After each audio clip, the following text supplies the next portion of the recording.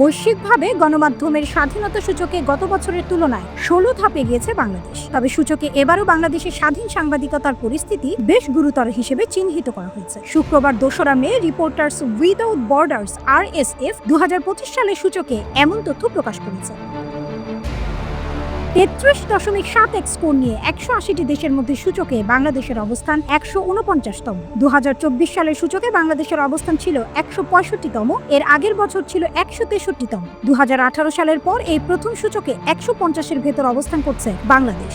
আর RSF এর এই বছরের সূচকে দক্ষিণ এশিয়ার দেশগুলোর মধ্যে ভারতের অবস্থান 151তম, পাকিস্তানের 158তম ও ভুটানের 152তম। সূচকে এই তিনটি দেশ বাংলাদেশের চেয়ে পিছিয়ে আছে, তবে নেপাল 90তম, শ্রীলঙ্কা 139তম ও মালদ্বীপ 104তম বাংলাদেশের চেয়ে এগিয়ে আছে। 23 বছর ধরে গণমাধ্যমের স্বাধীনতা নিয়ে বার্ষিক সূচক প্রকাশ করে আসছে প্রতিষ্ঠানটি মনে করে এবার গণমাধ্যমের স্বাধীনতা সর্বনিম্ন অবস্থানে পৌঁছেছে।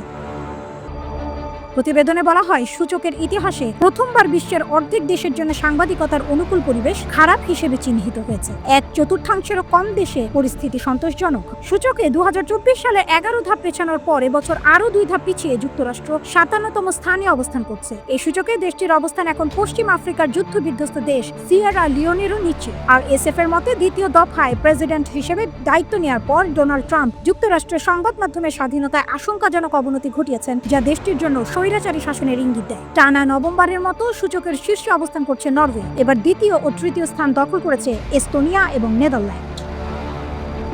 সবাইকে আন্তরিক শুভেচ্ছা এবং ভালোবাসা জানাচ্ছি আমি ফাহমিদা নবী। বলছি প্রজন্ম টেলিভিশন USA এর কথা।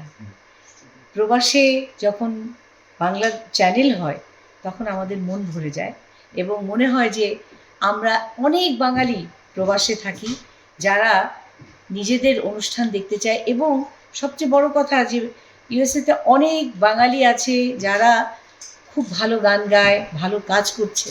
তাদেরকে নিয়েও এই প্রজন্ম টেলিভিশন কাজ করবে আমরা আশা করছি, এবং অনেক অনেক শুভেচ্ছা জানাচ্ছি প্রজন্ম টেলিভিশনকে। তাদের এই যাত্রাপথে আমরাও সাথে আছি।